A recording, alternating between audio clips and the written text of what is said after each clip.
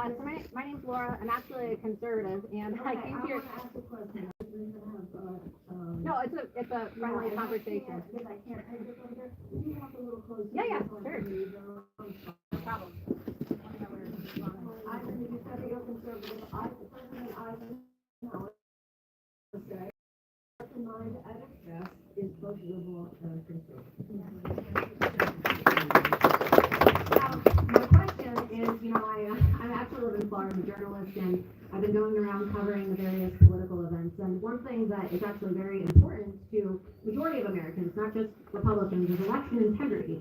And what I find to be really troubling, even as a conservative voter, is the fact that the DNC threatened the New Hampshire Democrat Party with, I guess, what would you call it, sanctions, I suppose, if they allowed for other candidates to participate in the primary, such as yourself and Dean Phillips, running against Joe Biden. And so what I wanted to know is, how do you feel about David Plouffe, who is Barack Obama's former campaign manager? Obviously, he worked with Joe Biden as well, literally telling Democrat voters and Democrat megadonors like Reid Hoffman to not only vote for, but donate to Nikki Haley, who is a warmonger, okay, instead of the Democrat candidates. I mean, you would think that somebody like David Plouffe, who worked with Obama, who, claims to be a progressive, right? He's always talking about community organizing. Why are they telling Democrat donors to give their money? And it's not just Obama, it's Hillary Clinton and her donors too. Telling Democrats and Democrat voters to Nikki Haley after George Soros, who literally given your anti-war position. To be honest, I am a Trump supporter, but I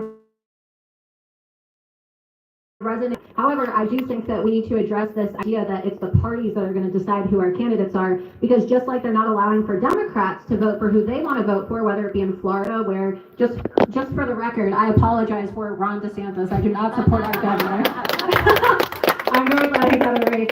But also, too, you see the same thing happening to President Trump right now with the ballot removal cases. And so, do you also feel then, as a Democrat candidate, that if you want to have your voice heard and you want to be on the ballot instead of the DNC deciding that it's just, Joe Biden acting like a dictator, don't you also think that it's wrong for the Democrats and the secretaries of state to be removing Trump from the ballot? Shouldn't we allow for the people to decide?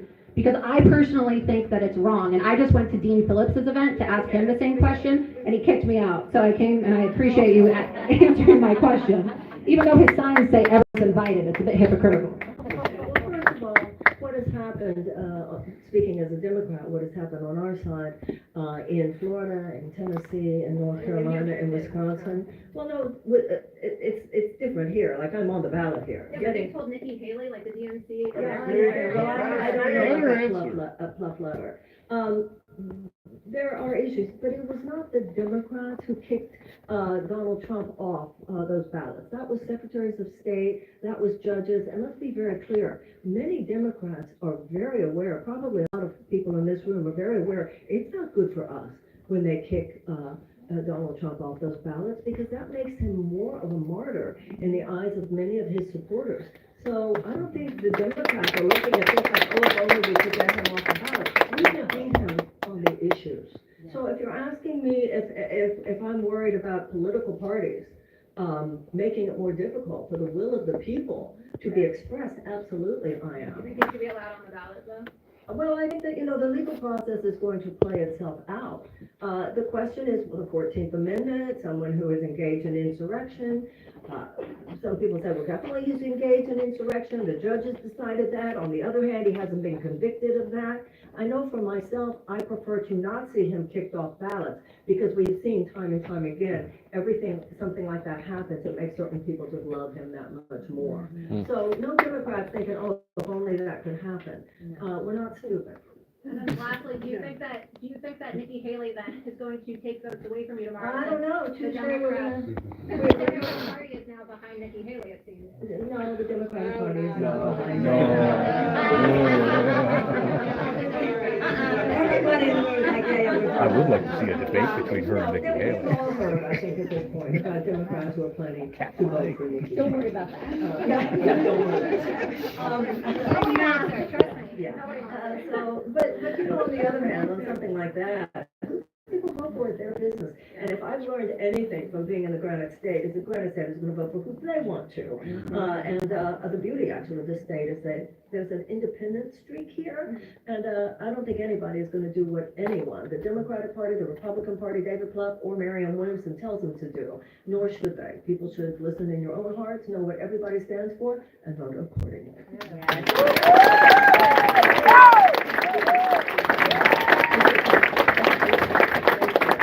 Yes, sir. Hi.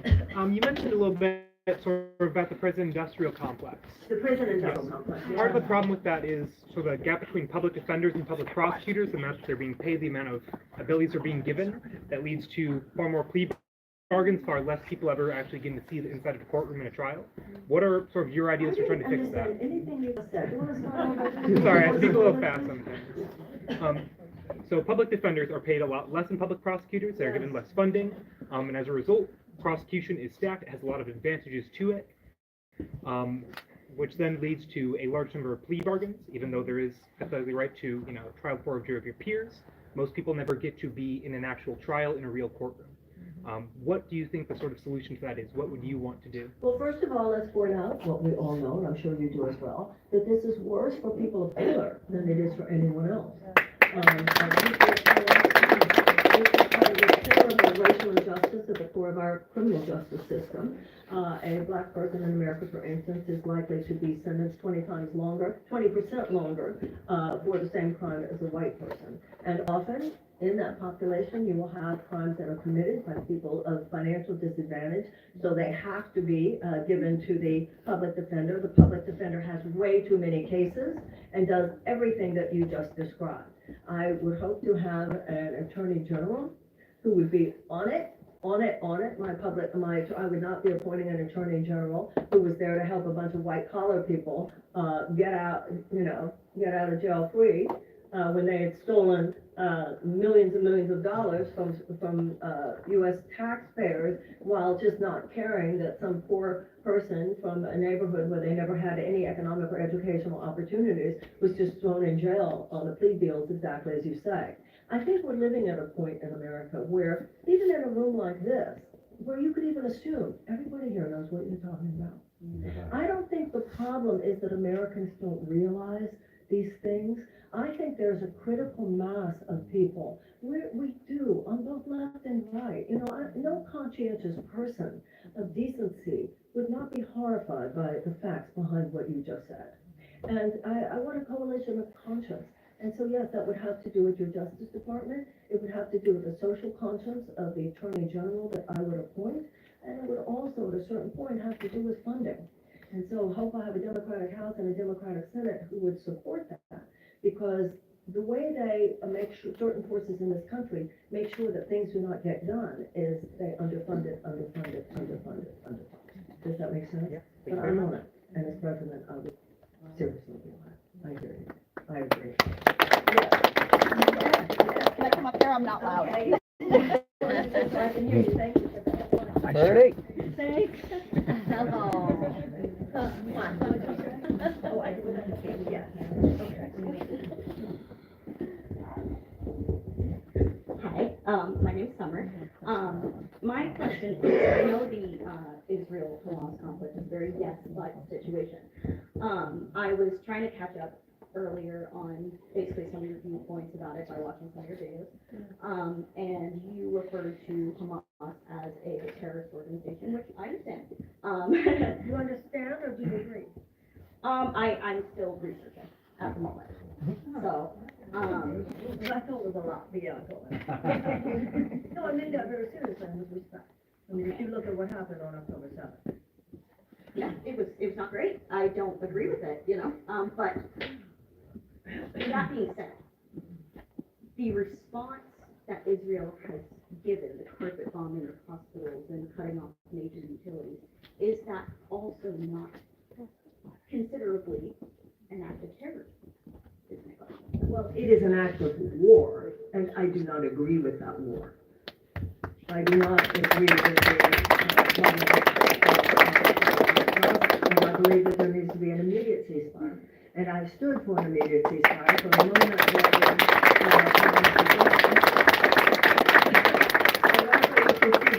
where I talked about how there should not be an invasion of Gaza. We need an immediate ceasefire. We need an immediate release of the remaining hostages, and we need immediate architecture for a two-state solution. There never was a military solution in this issue, and there is not a military solution now. And now we are at a point where, Netanyahu again said it, that he is not open for a two-state solution. And unfortunately, he has been moving to the right. There are American presidents who tried. Clinton tried. I'll tell you, the American president who had this right was Jimmy Carter. If this had been 20 years ago, when I was president, he would have been my Middle East liaison, because we should have been saying much louder publicly, this cannot continue. These settlements are illegal. The occupation of the West Bank is illegal. The siege and the blockade is illegal. The United States needs to, our highest ally must be humanity itself. Our highest allegiance must be, when our Declaration of Independence says all men are created equal, that's not just all Americans either. We should have an equally robust commitment to the peace and the security and the sovereignty of both peoples. Now, when it comes to this international consortium, which is going to be necessary to create a two-state solution, the United States cannot be the leader of that, but the United States can be a passionate and vigorous participant, and I would be.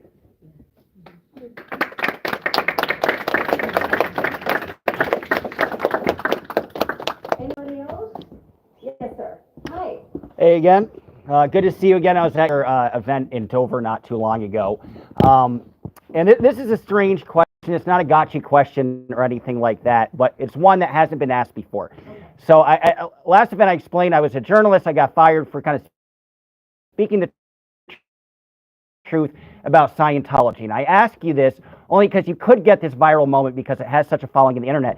Would you potentially support an IRS chair who would revoke the tax-exempt status from Scientology? They're worth billions of dollars. They're under investigation for child labor trafficking. So it's an issue. You're the one that often speaks truth to power. So I'm wondering, maybe you have to do some more research, but would you be open to potentially appointing that IRS chair so they can revoke that tax-exempt status? First of all, I support any investigation of any organization that is cheating the American people and doing wrong by anyone. Well put.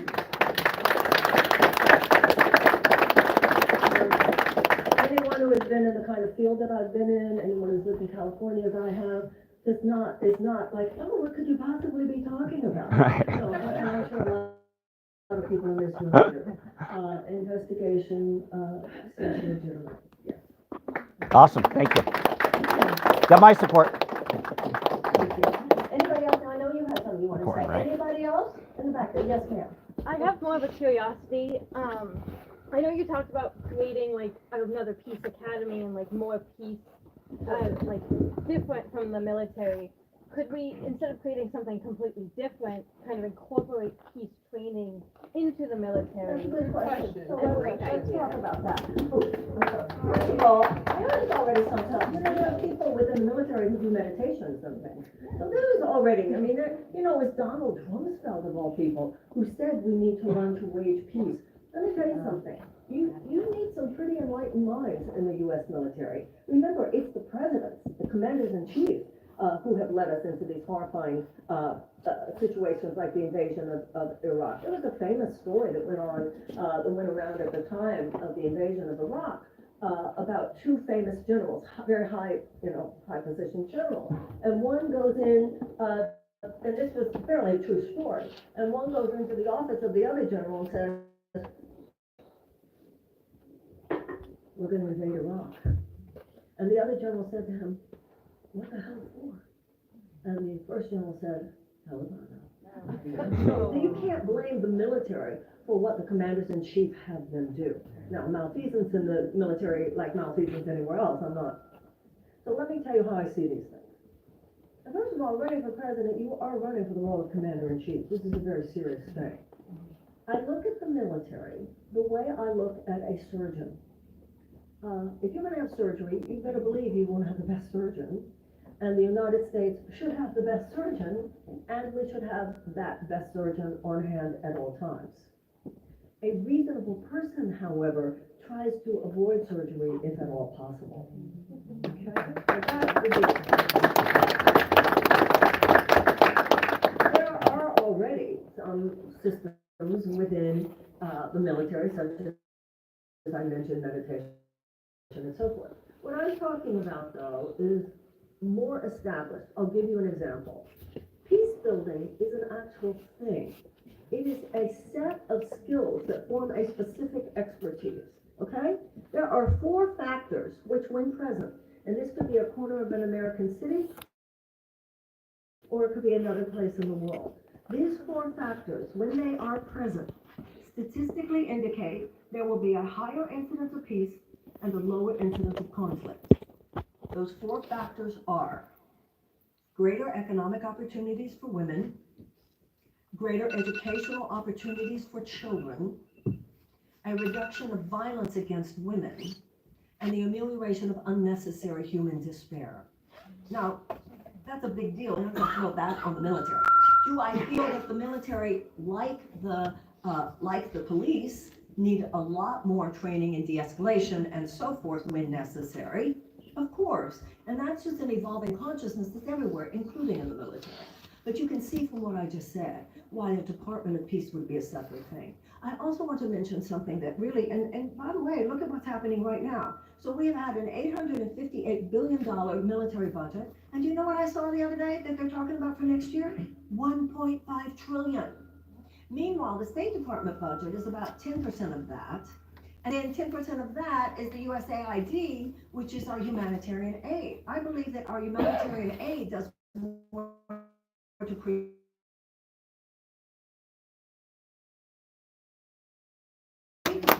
arms deals. We sell arms to 60% of the world's autocrats.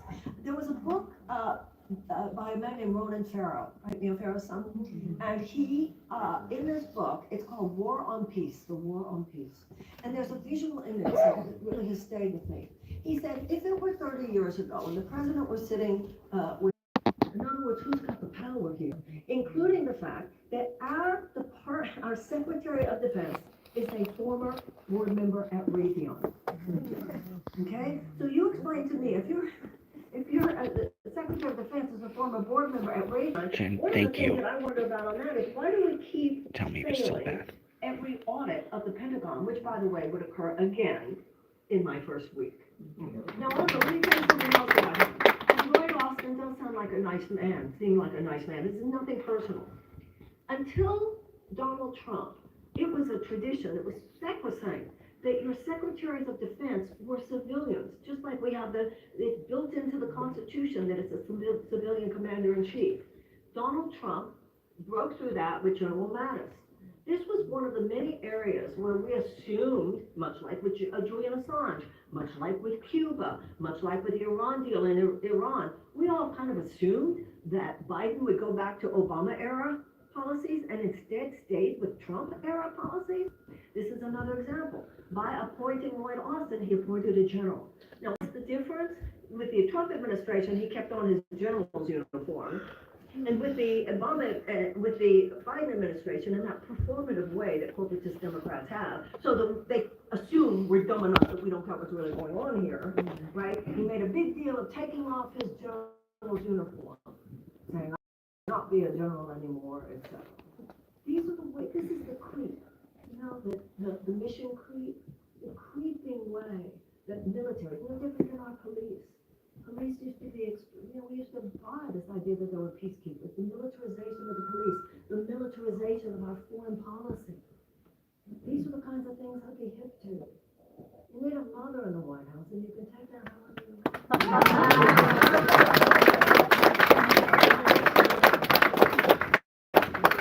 Thank you so much for taking my question, Marianne. Some other Democratic candidates, such as Dean Phillips, don't like taking questions. So one of the biggest criticisms of Joe Biden is that he is missing. He's not really present in the media. He ends a lot of his speeches kind of wandering off in a confused state. He doesn't take a lot of questions. Some people say that's because he's too old or too senile to serve.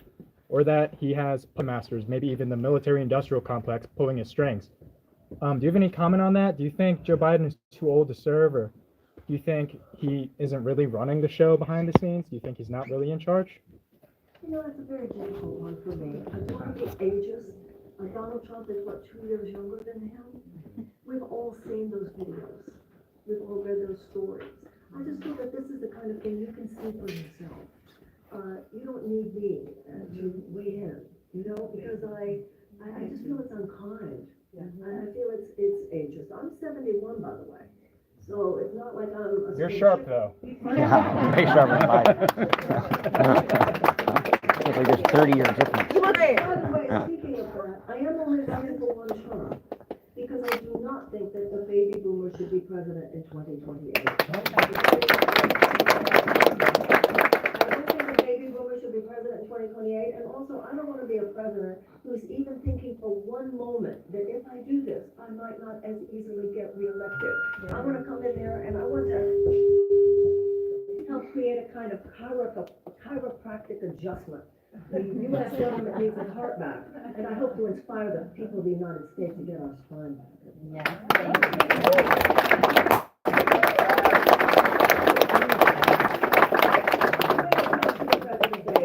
We've seen those videos, and we've heard those stories, and it also does seem that in the big decisions, he's definitely making those big decisions. I believe the people who say that he is. I will tell you one other thing, though. Given his age, it is reasonable for any citizen to say, well, how do I feel about Kamala Harris? Because it is reasonable to think that it could happen. Not in death, thanks. Whatever, the natural course of life. And so I think that's part of what people are thinking about. For me, the issue is I simply do not believe he will be president. And I am grateful to the president for his having done so. He has done some things I agree with, some things I very much disagree with. He calls himself a climate president, but as I mentioned earlier, he's actually given more oil than Trump did, and so forth. Mainly, conceptually, the issue is this, and I think I mentioned this before. The president does try to ameliorate the stress of people living within the confines of an economically unjust system. But there's nothing there about inherent fundamental economic reform, structural economic reform. That is what I wish to see, and if president, I would do my best to effectuate.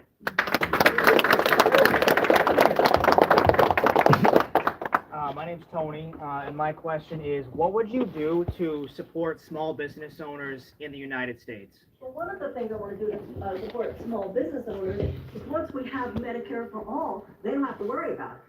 And one of the things that's also going to support small businesses when we do that. Better is still the same. One of the things that any entrepreneur or any small business owner or any business owner anywhere knows, one of the worst things that can happen is for your employees to not really want to be there, and for your employees to be depressed, and for your employees to be stressed. By bringing a new energy of inspiration and hope, that people won't have to worry about their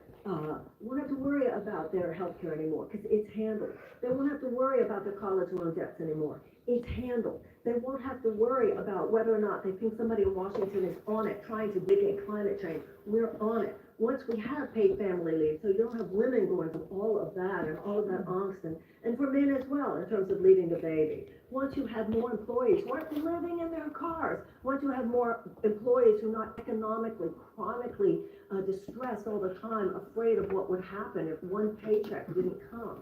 Once we have more employees who are making, ultimately, that living wage, business is going to soar in this country. Everything I'm talking about will stimulate the economy. Everything I'm talking about, when people are happier, when people are less economically stressed, when people have more money in their pockets, there will be more people starting business. Even this issue of the college loan debts.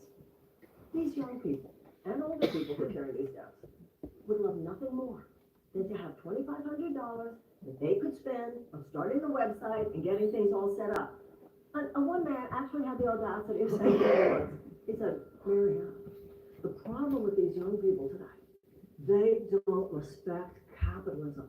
And I said to him, well, maybe, if they had some capital. I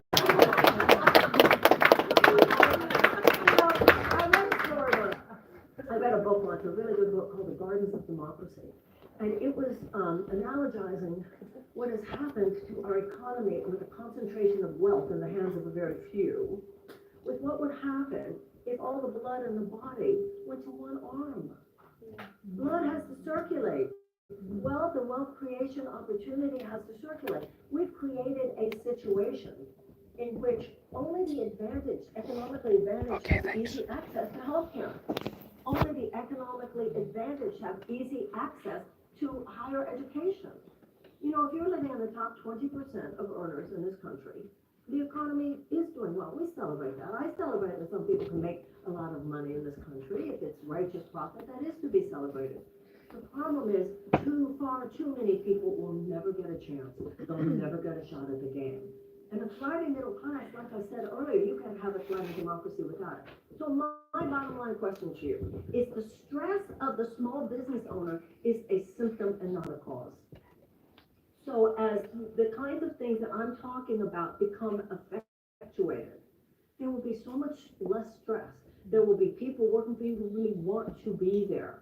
As the entire ethos changes, then I think there'll be a lot less resistance to business too, because there will be a sense that the business owner is participating in an entrepreneurial project that can actually do good in the world, which is what righteous profit is. And more people would be free to work for you and work with you because they want to. And that, I believe, once you start rooting out the places at the core that have become rotten, everything is going to begin to heal. Does that make sense? Yes. Yeah, in the back there. Yeah, I just had a question.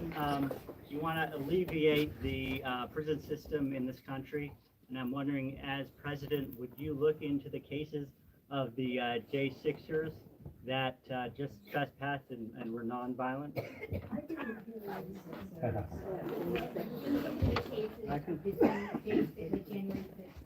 What about on January 6th? Yeah, so I just, my question would be, if you want to truly alleviate the prison system in America, would you be open to looking at a lot of the cases of the J6ers that are going to be tried and put in jail for just trespassing on the Capitol? Well, the vast majority of the people who were given sentences for January 6th, the vast majority is like 30 days, 60 days, first of all. And those who were given long sentences were tried by a jury of their peers. So no, the president doesn't just walk in and say, I don't like what happened in that jury case. No, that would not be my right, nor would it be my propensity. If there are appeals to be made, then I certainly support that. That's how the judicial system works.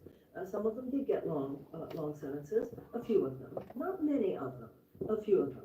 There's one situation of the Antifa guy. I mean, there's some stuff that you read about and you go, wow. And their lawyers will appeal if they feel that that is right. It is not the appropriate role of the president to come in and say, oh, I'm going to take a look and see what I think. Does that make sense? And like I said, the vast majority got very, very short sentences. Are you feeling that it was wrong that people like the head of the Proud Boys, et cetera, got that 20-year sentence? Well, that case, not any specific cases, just in general, there's a lot of people that are being prosecuted for just being at the Capitol that day. There are some who say that, and there are the prosecutors and the judges and the juries who say you weren't just there. What I would wish for anyone, for Donald Trump, for someone at January 6th who was on the premises that day, or for anyone else, is a fair trial and to be treated fairly by the judicial system. It does not serve any of us for justice to not be blind. It does not serve any of us. Is the justice system perfect? Of course it's not. Are there times in which there does turn out to have been prosecutorial prejudice? Absolutely, yes. We're not perfect. But I think more than not, I believe the men and women who work within the judicial system in the United States are trying their best. And in those cases where there might have been an overreach or prosecutorial misconduct, then I absolutely support anyone's right to an appeal, and let the system play itself out. Anybody else? Okay, first of all, I just want to say thank you. And Tangi, I want to say thank you. Wait, did you have something you wanted to say? My shoelaces are. Yeah, I will, okay. Yes. So whatever you want to do. If you have a question. Oh, wow. Yes. Okay, Marianne's been talking a lot about, she's gonna be in Washington, and it's like, she's not gonna rescue us. We have a job to do ourselves, and we have responsibilities, and I want to share a true story, which is very pertinent to the wealth in this country. My family had a house on Wallace Sands Beach in Rye for 60 years.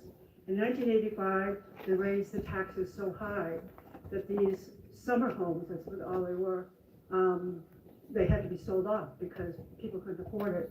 And then the multimillionaires came in, tore our homes down, put up multi-million-dollar homes, and everything has changed. So 10 years ago, I moved back to Rye, and there was a multi-billionaire. People that don't know what Rye is, Rye is a very wealthy millionaires and billionaires, and that's the norm in that town.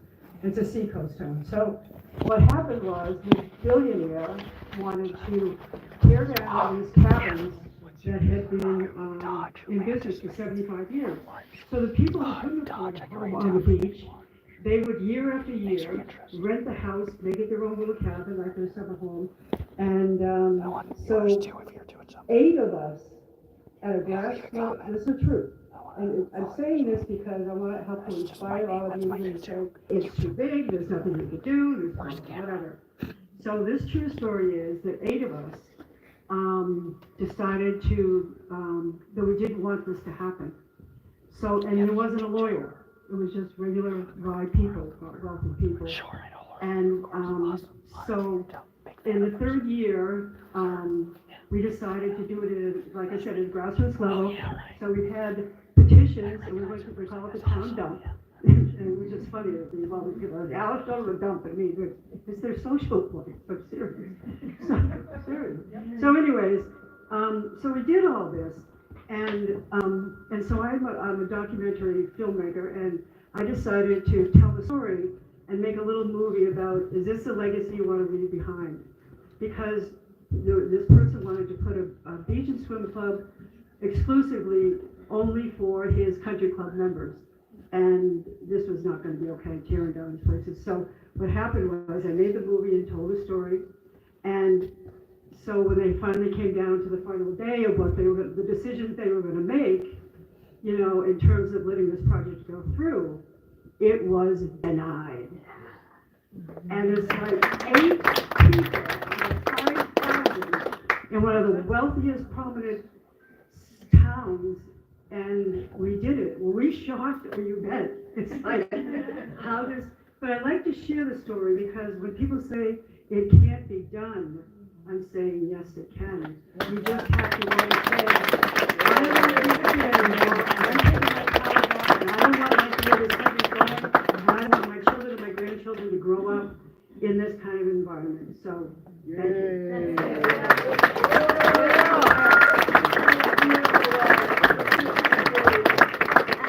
It's so beautiful, it's so pertinent, and of course it reminds me of the famous line from Margaret Mead, never doubt that a small group of concerned citizens could change the world. In fact, it's the only thing that ever has.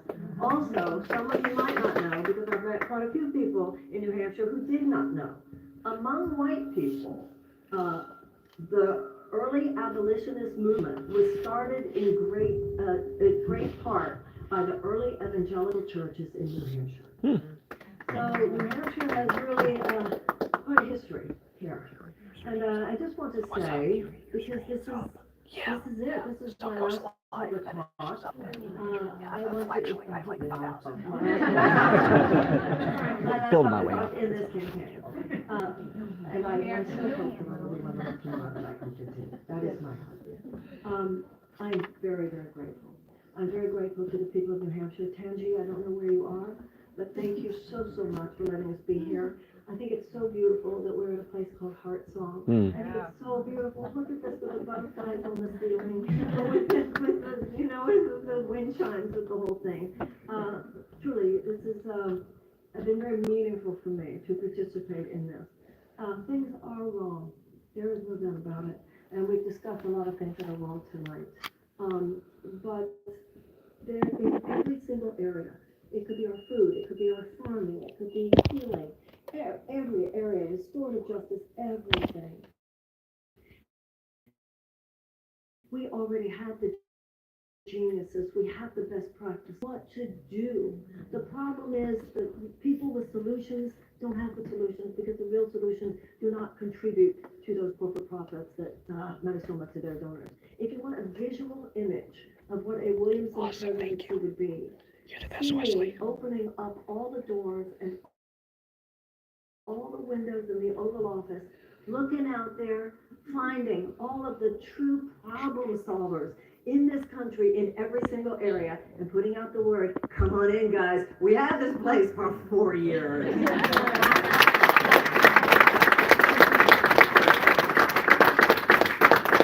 us begin again, let us have a new beginning, let us have an economic U-turn, let us initiate a season of repair.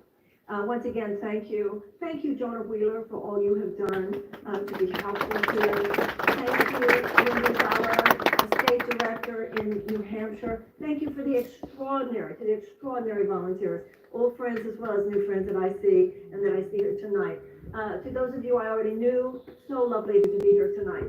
For those of you who didn't know, I'm deeply grateful to you that I am factored into your decision making. I just thank you if I'm even alive and you're thinking that you might. For those of you who are going to be voting for me, once again, thank you in advance.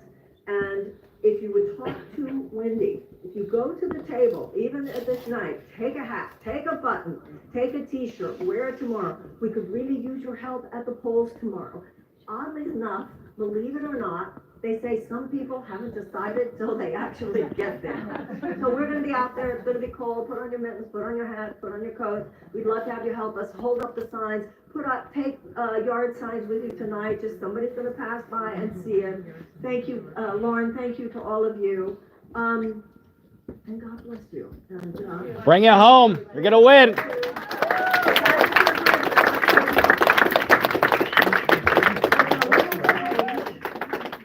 But I think it's a meaningful change.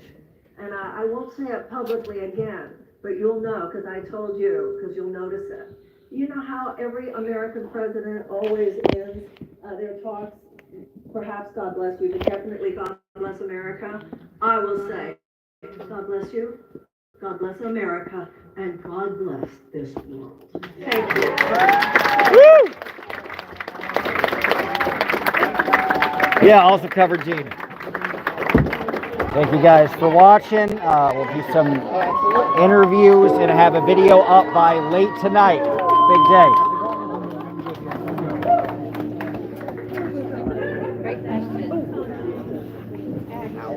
Before I end the stream, Jen Wright, sorry about the sound, thank you. And yes, definitely going to clip this Scientology bit. Responding to some people in the audience saying, want to hear about Scientology. Your wish is my command. So glad we got that in there, and I will certainly clip that. And now time to eat finally and interview some people and then edit the video. Probably be finished today with my final analysis at about 2 to 3 in the morning. So very late in the day, lot to juggle.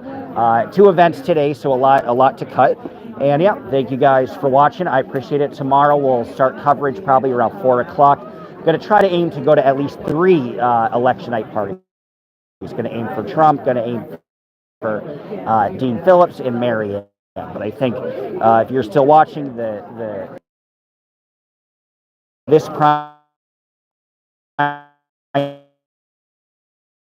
primary is the Democratic primary. And there's a lot of consternation. That's awkward. Found me through for all you to try to. Guys for watching. I appreciate it. Take